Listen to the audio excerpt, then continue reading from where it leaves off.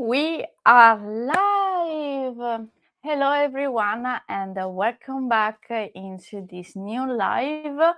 For whoever doesn't know me, I am Stefania Arca, and I am the founder of International Exit Strategy, which is a company that helps you in restructuring your business. So we use the exit standard um, for helping you in creating a more healthy business.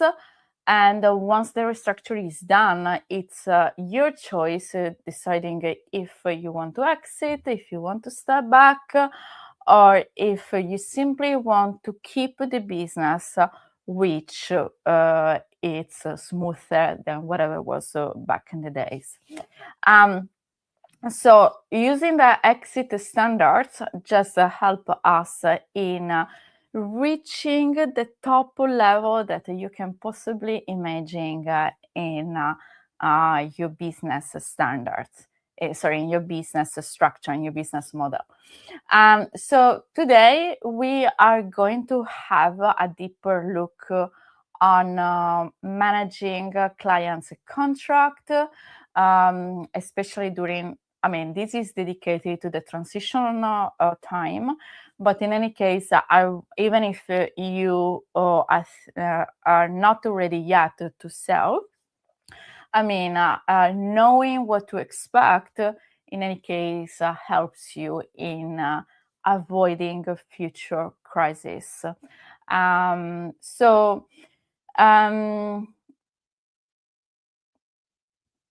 Contract, so manage a contract, manage a client contract during the business transfer is something that really too many business owners that I talk to, they are underestimating, and at the same time, it's something that every buyer is really having a look at during the check of the due diligence, for the simple reason that actually when a buyer is buying, keep in mind that when a buyer is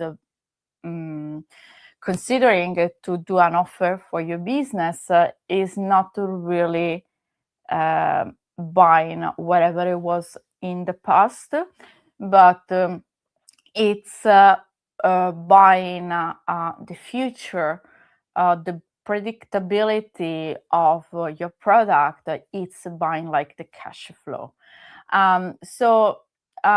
Clients' contract are like the bridge between these two, because actually, if the clients are leaving because of the selling, there's no business anymore, and the buyers are very aware of that, and therefore, what I call client portability is really something that they want to have a look at. If you want to know more about the topic, please keep on watching this live and stay with me here.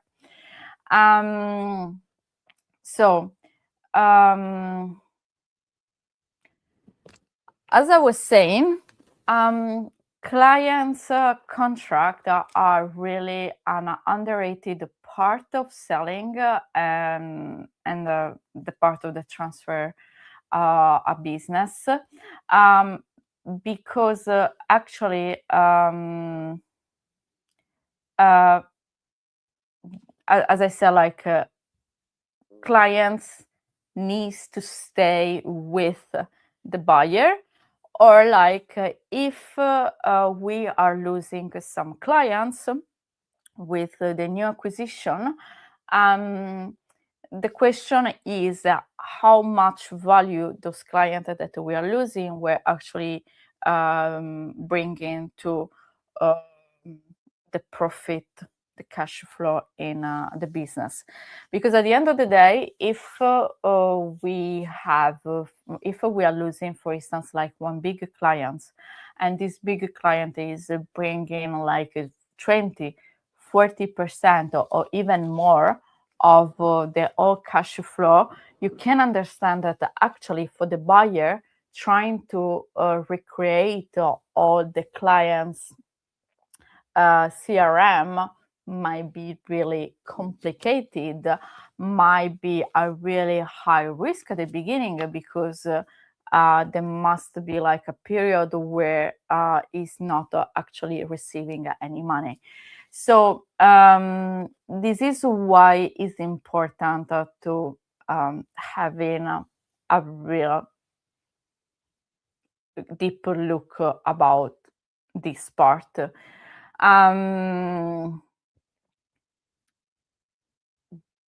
Let's start right now to have a deeper look about the contract itself. So as I said, like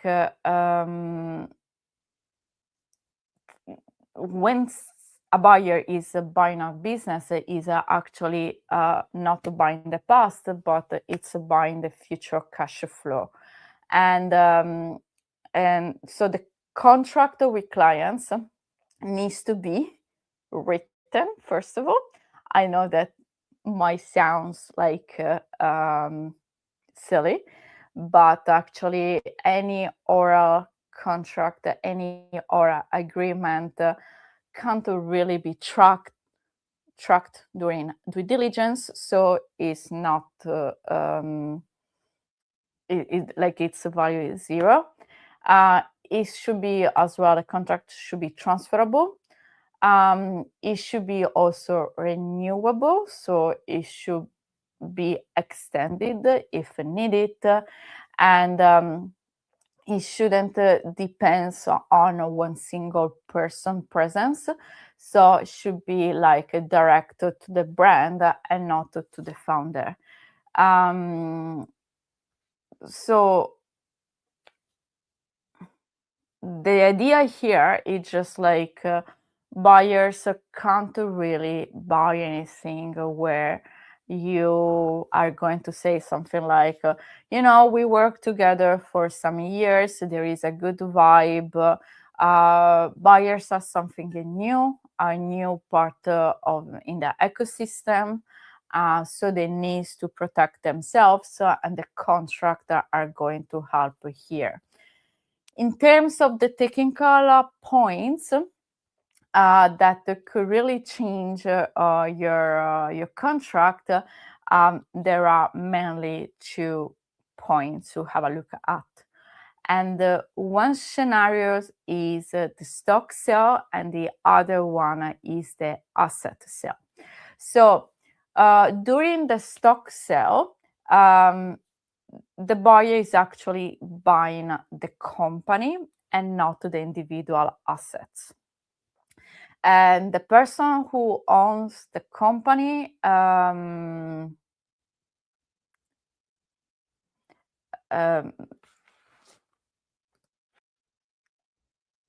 so the person that owns the company can change, but the legal entity, so the brand, if we want to use like marketing terms, so the legal entity stays the same. So in terms of your contract, what actually this means? Contract usually remains in place automatically, and clients are still formally contracted with the same legal entity. So on paper, it might just look like a simple route to follow, and it's also one of those situations which happens in the majority of the time. But you need to have a look if there is one note, if there is one term, which is the change of control causes. If your client contract includes the change of control clause, your client might have the right to terminate the contract in case of change of the owner. It might suspend, it might not terminate, but it might suspend the contract. So it means that for a while, your buyer is not going to receive any money from that client, or as well, it might try to renegotiate the agreement because the ownership change. So you understand that if you are in one of these cases, the buyer might actually lose one of the key clients, and as we have said earlier, these might really impact your exit deal. So if you are considering like a stock sale for your exit, one of your first priorities is actually to map your critical contracts and try to change any of these change of control clauses, because you just want to avoid any scenarios where the buyer is going to take less than whatever you have right now before the exit deal. The other scenario that I mentioned earlier is the asset sale. So during the asset sale, which is actually the most common structure for small businesses, so for SME and the medium-sized businesses as well, the buyer usually creates a new company and simply use all of the existing one and buy just a specific assets. Could be like a contract, it could be like the IP, it could be like the equipment. It could be one of these things, like something on the as a business line. So in this case, contracts are not automatically transferred to the new condition because maybe the client is only buying the IP. So in that case, for instance, like a contract are not automatically transferred. And as a consequence, it means that every contract, it needs to be reassigned, or it needs to be assigned, like in general. It's like if it's a kind of the idea. It's kind of you are asking for a new consent to each client. And in this scenario, you might have two bigger risks. So some clients might use this moment, of course, for asking for a discount of your service. They can, for instance, like reduce the scope or the commitment, so the cash flow is not as good as it was back in the days. Or they can simply, because they need to reconfirm the commitment, they can simply run away and go to some of your competitors. So as you can see, this is a very fragile contract situation, and is usually part of a negotiation lever that you need to deal during your exit valuation, because in this case, of course, again, the risk of losing of having less than whatever it was before is really high. So usually it's a very good reason during the diligence for asking for a discount. So this is why actually I'm always saying that getting ready for the exit is not something that happens overnight. And usually, like 80% of the time, business owners, companies, they just arrived really unprepared to the DD situation, because the preparation usually for getting ready for the exit might take 12, usually it's also more like 36 months before the sale. If you think about like private equities, usually they just enter inside, they take a seat inside your board, and they are asking for 3 years, but more like it's 5 to 7 years. This is just some numbers that I'm giving to you for giving you an idea about how long actually it might take preparing your service, your business for the market. And also, it's not only about the market, it's also what actually you want to achieve from that business. So every time that you want to exit, you need to think like what actually me as a business owner, as a founder, as a creator of this business, I want to receive back for leaving like this ship. So when we are studying your exit strategy, it's also a matter of where you are at right now and when you want to go in the future. Because based on what are your expectations or your need, your desires, actually this time is really variable. So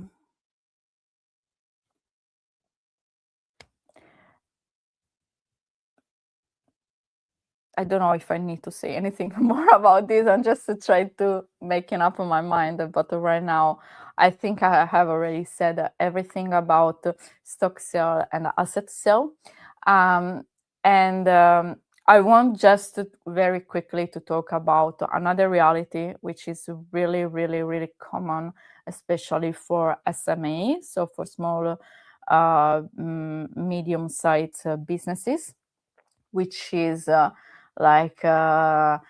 handshake deal. So it means that all the deals that are oral, so they are just nothing is written about that. And I know that they might be like long-term clients. I know that people say something like, "Oh, we've known each other for ages."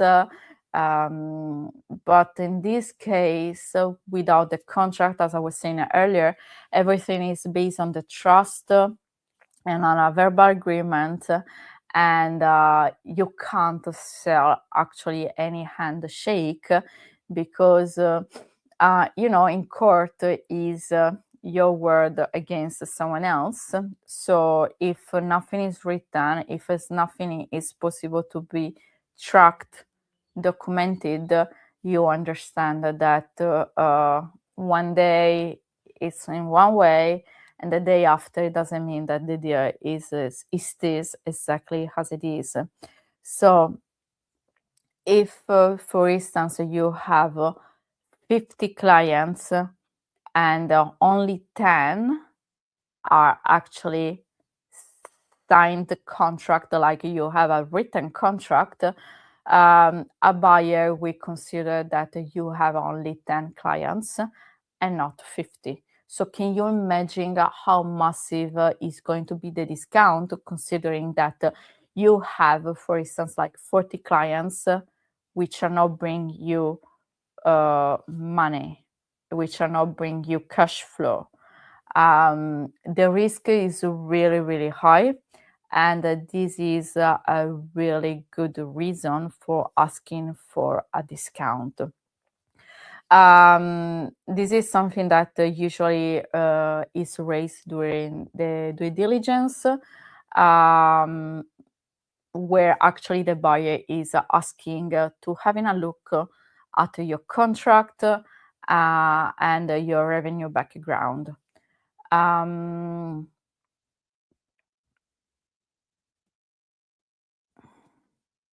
yeah. Um, yeah, I mean, you're going to get like a lower valuation, yeah, because of this issue, because they are just considering all these 40 clients as a zero. And yeah, I mean, this is something that it has to be fixed today, because, as I said, like, if your client, the verbal client, uh, is understanding that they have the power on you, because you discover during the due diligence that actually that is a very good reason for asking for a discount, and you go to this client trying to make them signing any contract. um, they can feel, they can smell your fear, and they can feel like they have the power on you. And I assure you that they are going to use this power. How? Usually asking for over delivering, or at the same price, or simply like paying less money, because otherwise for you the risk is to have a zero.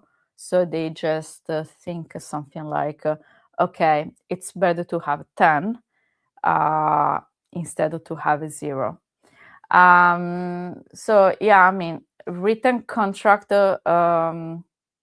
it's something that allows you to have the client portability, which is actually what we are looking for, like buyers are looking for at the exit. Um,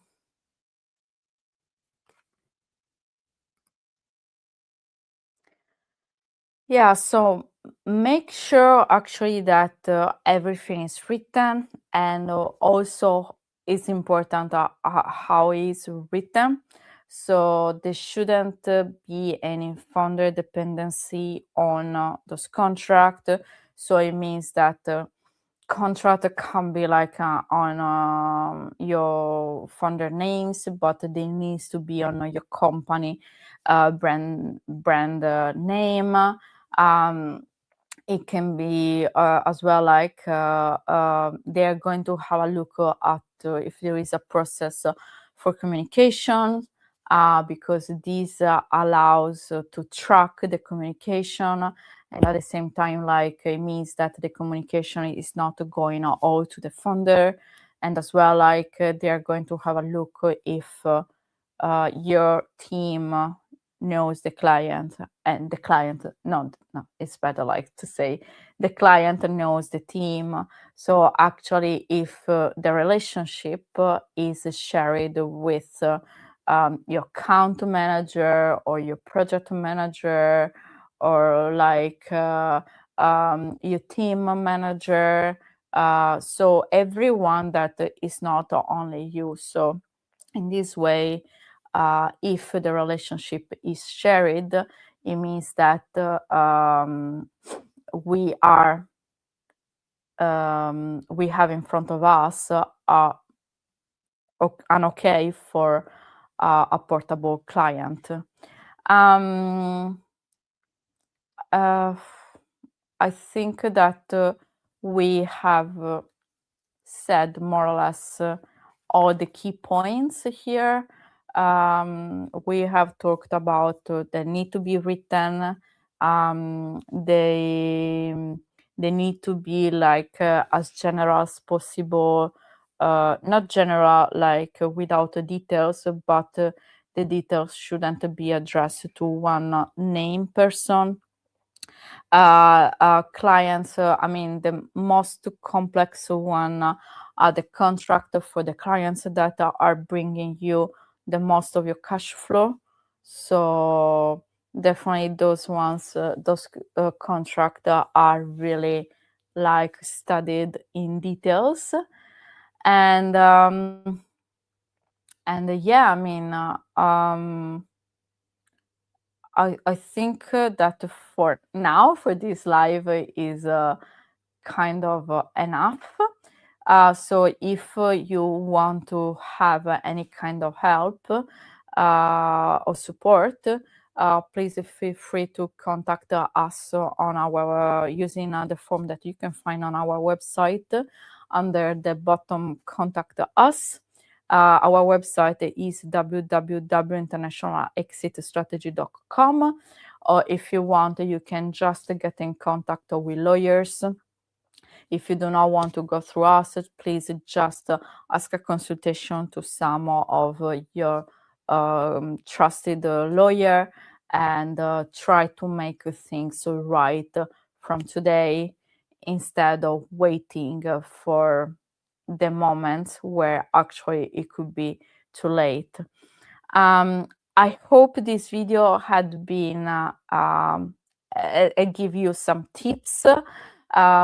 Sorry if I mean, I'm definitely out of my comfort zone, because usually this is a part that is made by legal, but I just wanted to start giving you some tips about it, because it's really important that you are going to be aware about some procedure which can really give value to your business. And then if you're going to work on them today, your business value is going to increase from today. So do not wait for tomorrow, and start taking actions from today. If you think that some of your friends needs to know about these tips, please feel free to share this video. I hope I mean, you're going to have a really lovely evening, and see you in our next live, or on our consultation that you can find on our website, or you can directly ask to me on LinkedIn. Thank you so much for had been here today with me, and see you on our next live. Thank you.